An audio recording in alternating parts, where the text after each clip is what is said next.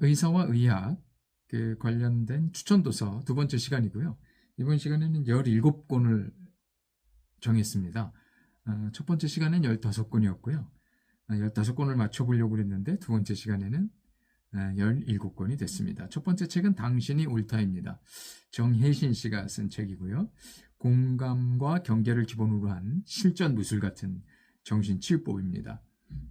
정신과 의사인 저자는 과감히 현재의 정신과 치료에 대한 불신을 제기하면서 온몸으로 체험하고 터득한 심리 치유에 관한 이론과 경험을 옮겨 놓았습니다.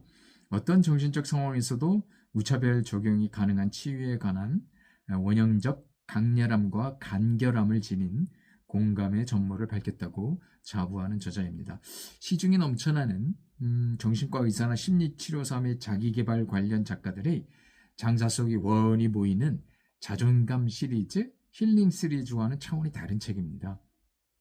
그만큼 현장에서 경험한 피가 되고 살이 되는 과정을 거쳤기에 가능한 일이라고 봅니다. 두 번째는 유명한 책이죠. 이국종 의사의 골든아워 두 권짜리 원투입니다. 살릴 수 있는 환자는 어떠한 일이 있어도 살려야 한다.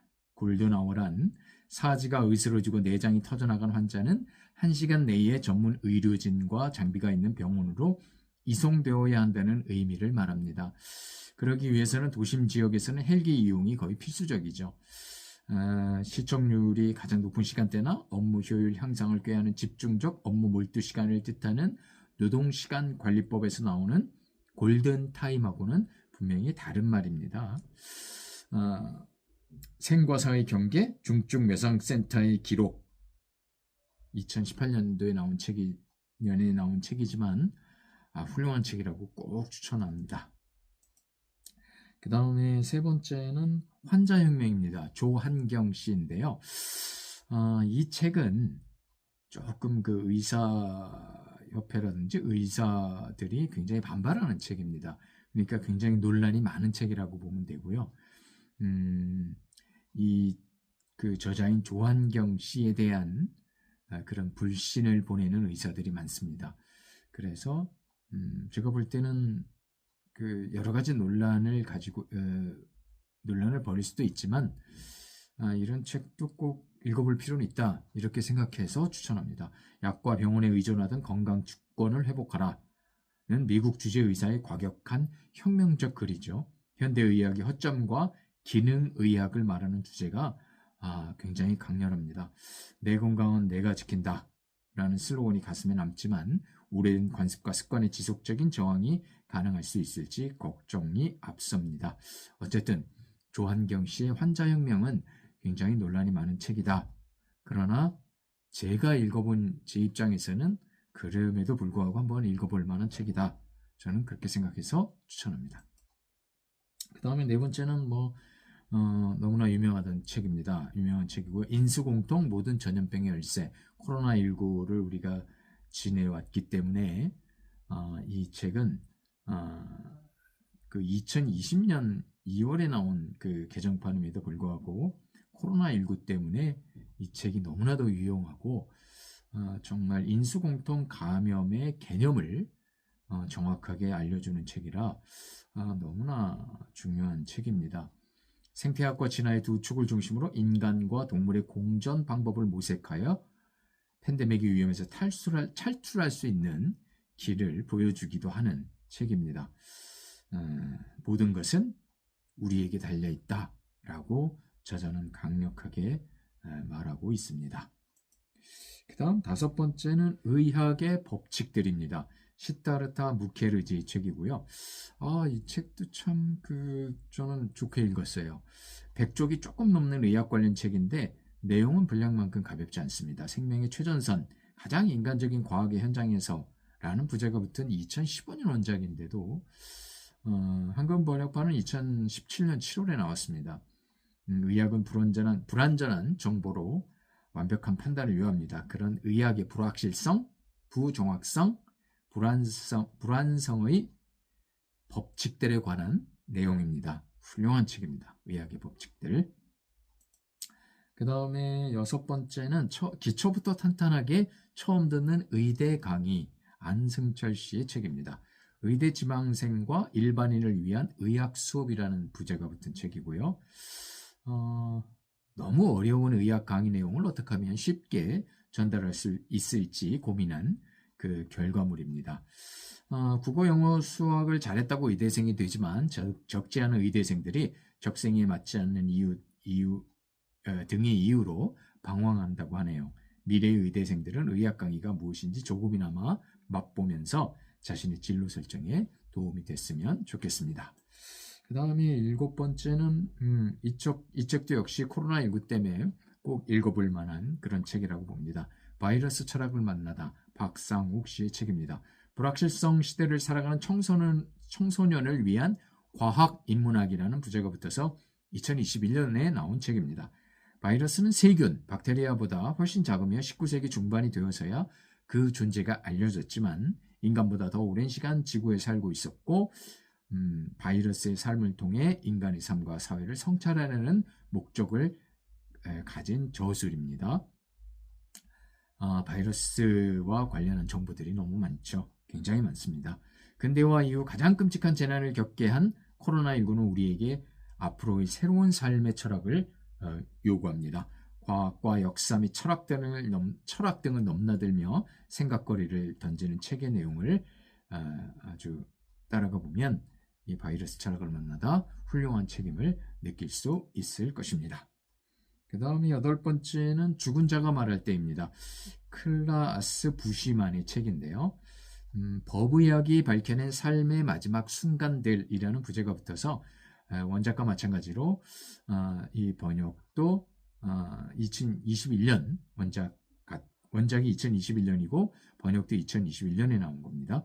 동일 함부르크생인 저자는 법의학자로서 15년간 3천여 건의 시신을 부검했으며 그 중에서도 가장 기이하면서도 흥미롭고 비극적인 12개의 사건을 이야기하고 있습니다. 네. 죽은 자가 말할 때 추천합니다. 그 다음에 아홉 번째는 나는 매일 죽은 자의 이름을 묻는다. 수 블랙이 쓴 책이고요. 세계적인 법의 인류학자가 들려주는 뼈에 새겨진 이야기 2020년 원작이고 2022년에 나온 책입니다. 저자는 옥스퍼드 세인트 존스 칼리지 총장이고 그 원제는 Written in Bone입니다. 우리의 뼈 하나하나에는 고유의 이야기가 담겨 있습니다. 성인 기준으로 200개가 넘는 뼈, 법의 인류학자는 그 뼈들을 식별하는 게 주 임무입니다. 주로 죽은 자로부터의 나는 매일 죽은 자의 이름을 묻는다. 수 블랙 추천합니다. 그 다음에 아홉 번째 했고요. 열 번째는 신종 질병의 세계입니다. 안느 드부르아즈의 책이고요. 프랑스 출신의 생화학을 전공한 과학 전문 기자의 책이고요. 2004년 이후에 전염병 25%, 심혈관계 질환 30%, 암 12%의 사망률을 보이는 가운데 신종 질병들은 개선되어가는 보건 환경을 위협하고 있다네요. 이것은 좀 오래된 책이에요. 제가 2012년에 나온 책인데요. 제가 이걸 10년 지나서 2022년에 읽은 책인데 어쨌든 그래도 좀 된 책이지만 140여 쪽에 불과한 책이지만 핵심만 간추린 덕분에 코로나19와 같은 팬데믹을 보다 심층적으로 고민해 볼 수 있는 그런 계기를 제공하는 책이라고 할 수 있겠습니다. 그 다음 11번은 건강 격차입니다. 마이클 마못의 책이고요. 사회적 여건이 건강과 질병에 미치는 영향을 권고한 결과물로 2015년 원작에 2017년에 나온 책인데요.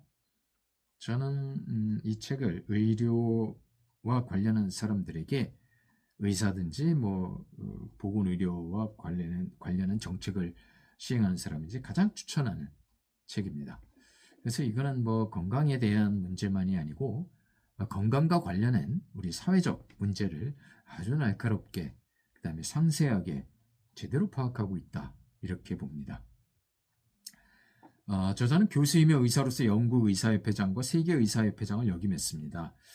원제는 The Health Gap, 평등사회에서는 가난해도 병들지 않는다라는 부제가 보여주듯 교육과 소득 수준과 직업에 따른 건강 격차는 얼마든지 사회적 노력을 줄일 수 있습니다. 사회적 합의에 따른 동의가 필요하지만 말입니다. 건강 격차를 줄이기 위한 저자의 대안은 분명합니다. 권력, 돈, 자원의 분포를 바꾸면 됩니다.